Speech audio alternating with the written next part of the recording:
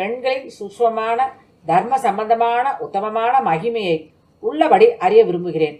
இவ்வுலகில் சூரியன், சந்திரன், வாயு, பிருத்வி, பூமி, தாய், தந்தை, குரு இவர்கள் நேரடியான தெய்வங்களாக காணப்படுகிறார்கள். இதை தவிர தேவரூபத்தில் ஸ்தாபிக்கப்பட்ட பல தெய்வ திருமேனிகளும் பிரத்யக்ஷ தெய்வங்களின் தரத்தில் உள்ளன.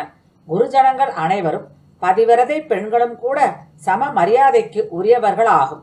பதிவிரதை பெண் தன் கணவனுக்கு செய்யும் சேவை சிசுருஷை மற்றவர் யாருக்கும் கடினமாக தோன்றும் என்று எனக்கு தோன்றுகிறது. பிரபோ, இப்பொழுது தாங்கள் எங்களுக்கு பதிவிரதையான பெண்களின் மகிமையை கூறுங்கள்.